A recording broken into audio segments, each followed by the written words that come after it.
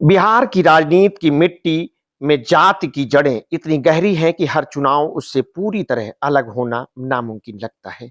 ये वही भूमि है जहां राजनीति निष्ठा अक्सर जातीय पहचान से तय होती रही, मगर इसी भूमि पर एक ऐसा नेता खड़ा हुआ जिसने इस परंपरा को चुनौती दी। नीतीश कुमार एक ऐसी जाति से आने वाले नेता जो राज्य की आबादी का मुश्किल से 3% हिस्सा है, लेकिन राजनीतिक प्रभाव के लिहाज से वे आज बिहार के सबसे अस्थायी चेहरे बने हुए हैं।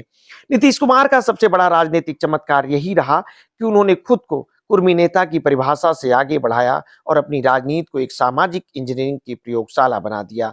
उन्होंने विकास और सुशासन की भाषा में राजनीति को जातिगत गणित से जोड़ने की कला सीखी। यही कारण है कि उनका सबसे बड़ा वोट आधार रहा अति पिछड़ा वर्ग, एक ऐसा वर्ग जो लंबे समय तक राजनीतिक हाशिए पर था, लेकिन नीतीश ने इसे एक राजनीतिक शक्ति में बदल दिया।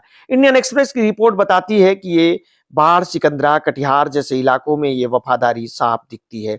मतदाता ये कहते हुए दिखते हैं कि जिसने सड़क, बिजली, सुरक्षा दी, उसी को वोट देंगे।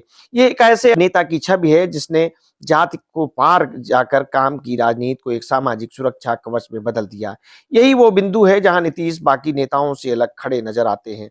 तेजस्वी यादव अब भी यादव मुसलमान के प्रतिनिधि माने जाते हैं। चिराग पासवान अपने दुसाध समाज के प्रतीक हैं, जबकि भाजपा में गिरिराज सिंह और सम्राट चौधरी क्रमशः भूमिहार और कुशवाहा समुदायों की पहचान बने हुए हैं।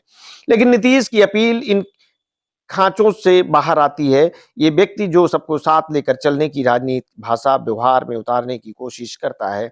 उनकी नीतियां भी इसी दृष्टिकोण की पुष्टि करती हैं। 2006 में पंचायतों में ईबीएस आरक्षण, 2010 में ईबीएस उद्यमिता योजना और 2023 का जातीय सर्वेक्षण, ये सब कदम एक सामाजिक पुनर्संरचना की कोशिशें हैं जो हाशिए पर रहे वर्गों को राजनीति और आर्थिक हिस्सेदारी देने का प्रयास है। ये वो राजनीति है जो जाति को समाप्त नहीं करती, बल्कि उसे सशक्तिकरण के औजार में बदल देती है। हालांकि हर समीकरण की अपनी सीमाएं होती हैं। जमुई जैसे कुछ इलाकों में नीतीश थकान के संकेत दिखने लगे। बीपीएससी अभ्यर्थियों पर पुलिस लाठीचार्ज जैसी घटनाओं ने युवाओं में एक असंतोष पैदा किया, जो शायद अब विकास से ज्यादा सम्मान की भाषा में जवाब तलाश रहा है। कुछ कहार और चंद्रवंशी समुदायों में ये भावना भी बढ़ी है कि सत्ता में लंबी मौजूदगी अब जवाबदेही भी मांगती है। फिर भी जब सीमांचल से लेकर मगध तक के गांवों में लोग कहते हैं नीतीश बाबू ने जो दिया उसे कौन भूल सकता है, तो साफ है कि नीतीश कुमार अब सिर्फ एक जाति के नेता नहीं, बल्कि एक वर्ग की आकांक्षा का चेहरा बन चुके हैं।